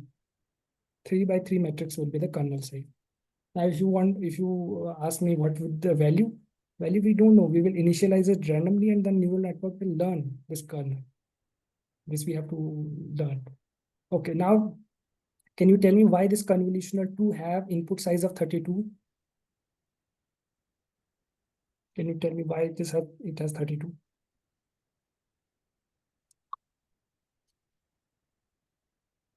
Because it is going to get the input from the first one, and first one's output is 32, right? So 32 is output of first, that will be input of the second. And here 64, I have decided, okay, 64 will be the output, and here 128 will be the output. So I have decided the layer, convolutional layer in the place. Then I have a pooling layer. Pooling layer 2 means it will be 2 by 2. It is max pool 2D. Max pool means it will apply a filter and it will take the maximum value. Right? What else do I need?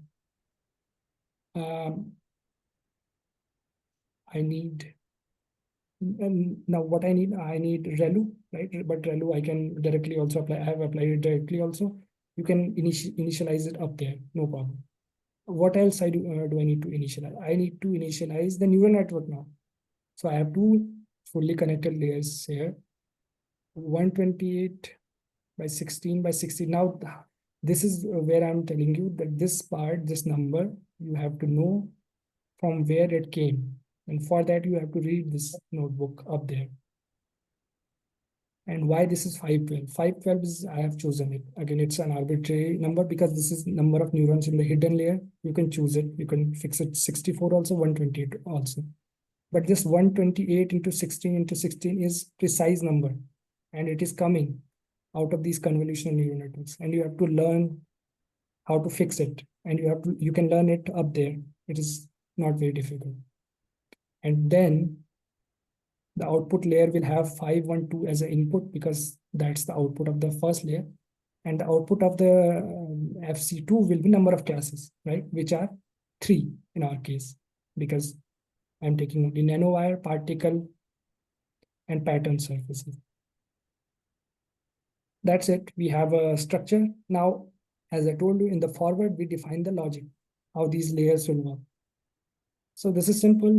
Your X input will go to the convolutional, then it will go to the ReLU. Whatever comes out, it will go to the max pooling layer.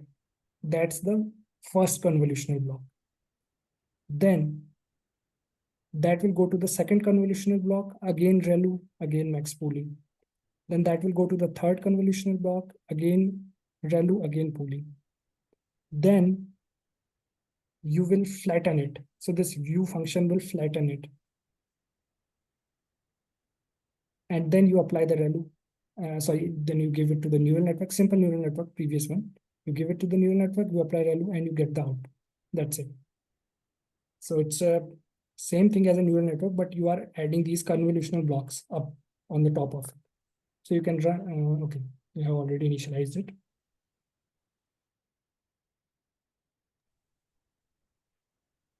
Okay, so now the training is simple. You can go to the training part.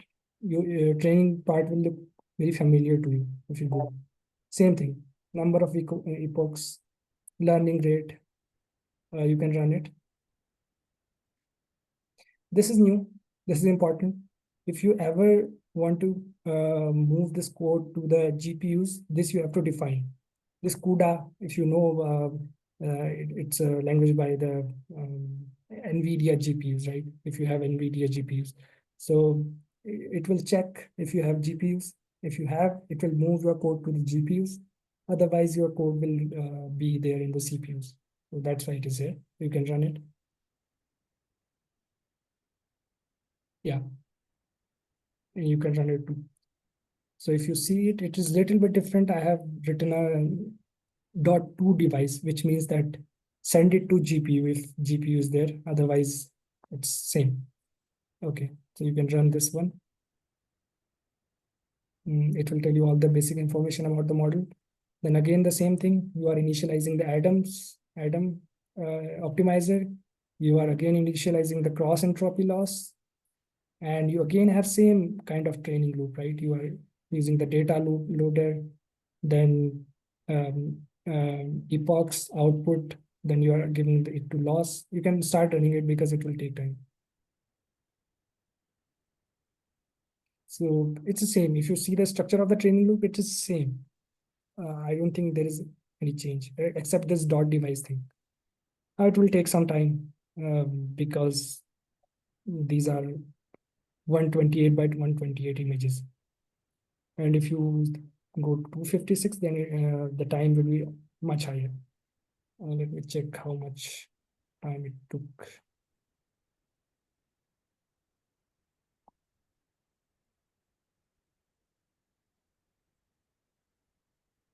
Okay, it is not showing, but we will soon see the results here. So that's how it works. And this is the problem which we are solving here is a classification problem. You have an image and you want to know whether it's a nanowire, whether it's a particle, or whether it's a pattern surface. Previously, we solved a similar problem with purely neural networks. Here we are solving it with convolutional neural networks. We added few blocks of convolution. So if you go through this notebook again, then these things will be crystal clear. But only thing you have to keep in mind that you should have a crystal clear idea of those dimensions, which I mentioned earlier, that what each convolutional layer is doing. The shortcut is that if there is a padding, then the dimension will be just half from the pooling layer. but that you will know once. So still there is no output. It's chugging along. Yeah, Were you guys able to make it run? Maybe yours is faster than mine. yeah, it would be much faster on Colab, but then this loading the data on the Colab is a separate issue. So it'll get there, I believe. It will take 4-5 minutes.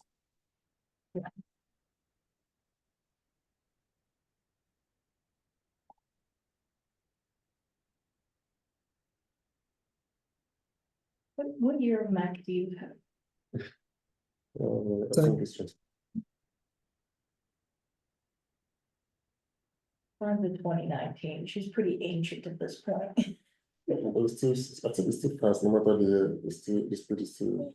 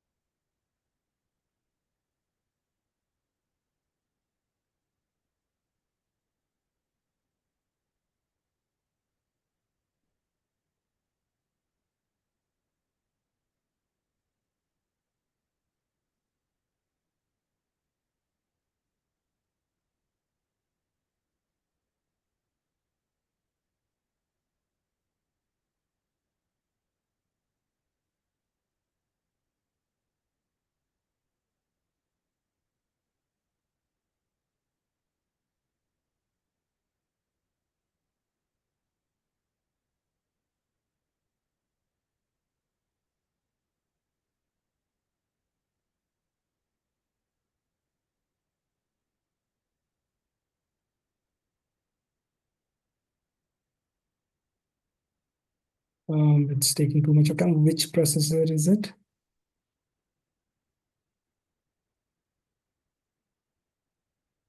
I've got a 2.4 gigahertz 8-core Intel i9. Intel i9 on Mac. Yeah, Mac.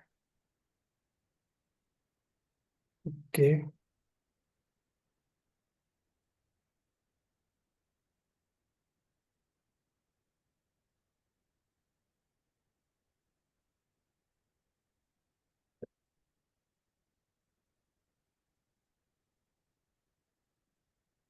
Okay, it should work here, but I mean, I don't know why it is taking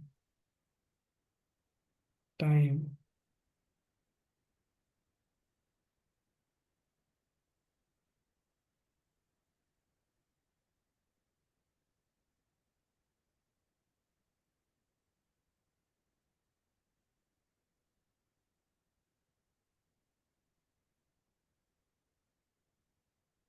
I mean, I'm willing to let this run for a while and then share you guys what the output looks like. Yeah, and then you can execute the next code, which will plot. I mean, I think there is already a plot. Okay. Yeah. So here you can see the loss and the accuracy, which I have plotted.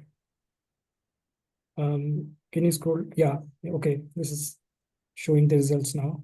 So first of, yeah, it's just 53% and the loss is 0.97. And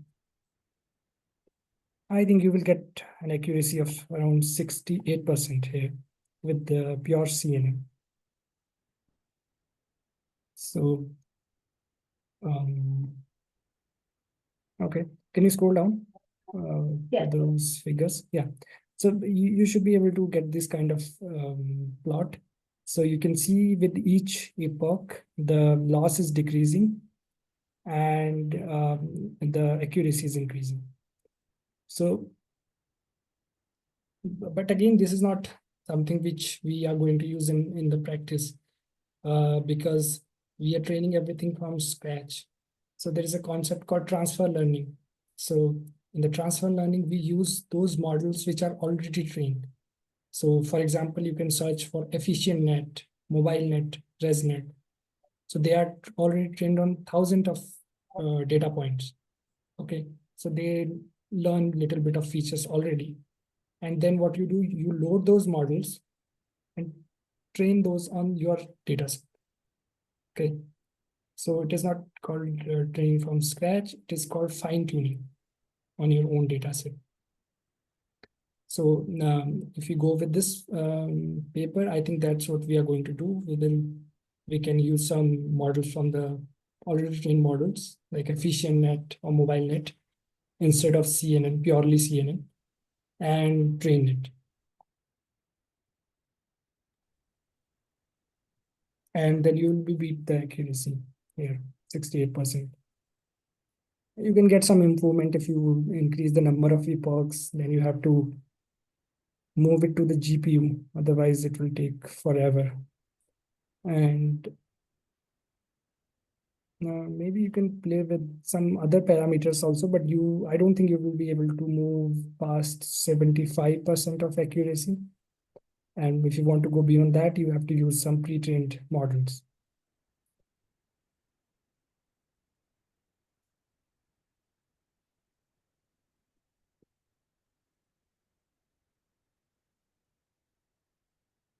So are you going for segmentation after this, or do you want to continue with this problem of classification? For like the next lecture, Yeah, I'm guess I'm not sure, can't really remember what Dr. Agarwal said she wanted us to do. okay. Cause what, essentially after our next class, we have, what is it that we have to present to her? I don't get the details. I need to like, because there's so many Yeah, information. 'cause I can't tell if also she wants the homework. project yet or just the other homework or And something. yes, I need to like, the information is not clear enough. We I can think this either- paper could be a good, thing because right now you can think of it as a toy problem, but if you train the model with all the data points, even the imbalanced ones, then it can be a good problem to solve. I think even in the paper, they are using some AfficientNet or something to do the classification. You can go through that paper. So for segmentation, it will again require that's a separate kind of problem.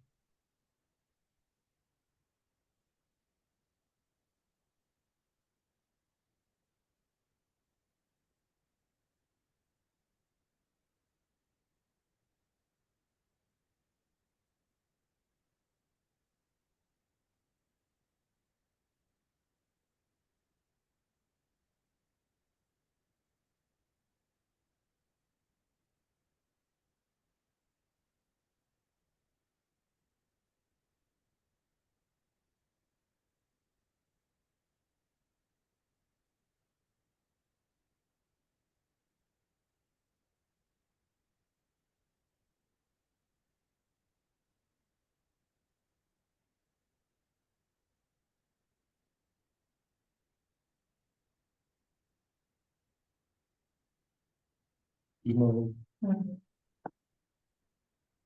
Then, I'm not sure. Narayan, would you be okay with just conferring with Dr. Agarwal to see what she recommends the next lecture to be? Cause I think she intended to assign us to some kind of homework for today so that we could.